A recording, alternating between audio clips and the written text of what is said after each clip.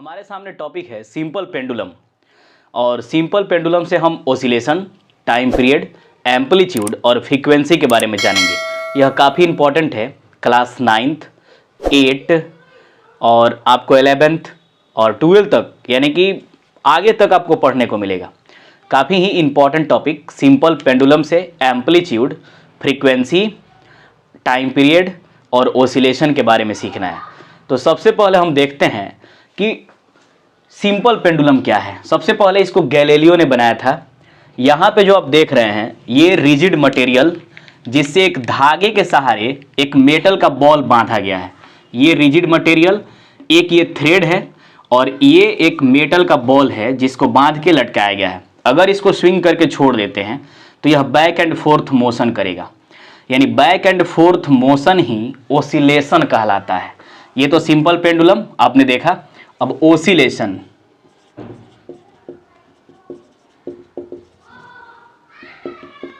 To and fro motion, इसका notes आपको description में मिल जाएगा, आप वहां से डाउनलोड कर सकते हैं। To and fro motion is called oscillation, यानी कि जब यह बैक एंड फोर्थ मोशन करने लगे तो वही क्या कहलाएगा, ओसिलेशन कहलाएगा। अब इसमें ध्यान देना है, अगला टर्म आता है एम्पलीट्यूड का। एम्पलीट्यूड सेंट्रल पोजीशन से, सेंट्रल से लेकर मैक्सिमम जितना दूर तक डिस्प्लेस हो, सेंट्रल से जितना मैक्सिमम डिस्टेंस तक ये जाए, उसी को कहा जाता है एम्पलीट्यूड। यानी आपको याद रखना होगा central to externally position, central to externally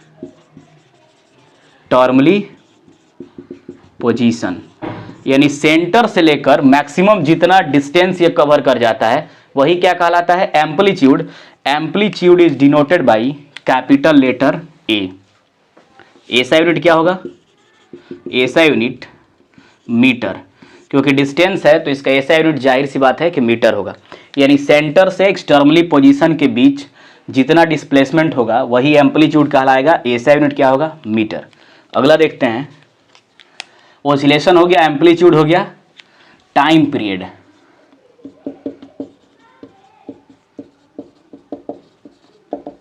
the time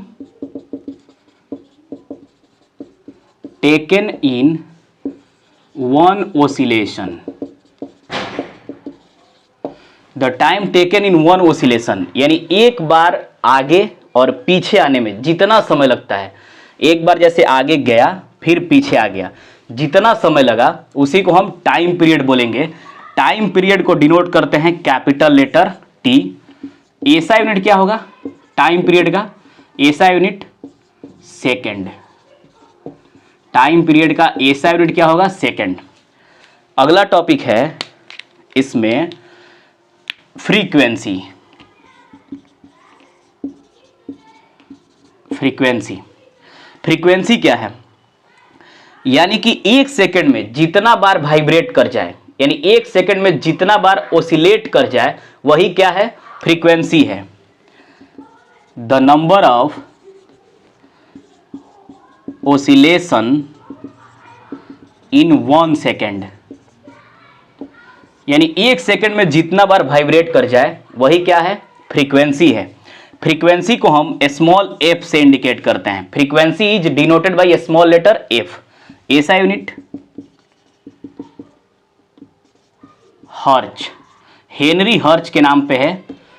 तो हम साइंटिस्ट का नाम होता है तो कैपिटल सिंबल देते हैं, और ये जब हम पूरा लिखेंगे उसको तो स्मॉल HERTZ, जैसे न्यूटन का सिंबल देंगे तो कैपिटल N, लेकिन न्यूटन पूरा लिखेंगे तो स्मॉल से लिखा जाता है। जब भी साइंटिस्ट नेम से कोई यूनिट हो, पूरा लिखना है तो स्मॉल से लिखिए, और जब भी सिंबल देना है तो कैपिटल से। यानी फ्रीक्वेंसी का ऐसा यूनिट क्या होगा, हर्ट्ज होगा। और इसको कैसे डिनोट करेंगे, स्मॉल लेटर एफ से डिनोट करेंगे। तो ये सिंपल पेंडुलम हुआ, ओसिलेशन, एम्पलीट्यूड, टाइम पीरियड और फ्रीक्वेंसी। मुझे आशा है कि आप बेहतर समझे हैं। इसको बढ़िया से आप पढ़िए, और जो भी डाउट होता है कमेंट सेक्शन में कमेंट कीजिएगा। इसका नोट्स आपको डिस्क्रिप्शन में मिलेगा। मिलेंगे फिर नेक्स्ट वीडियो में।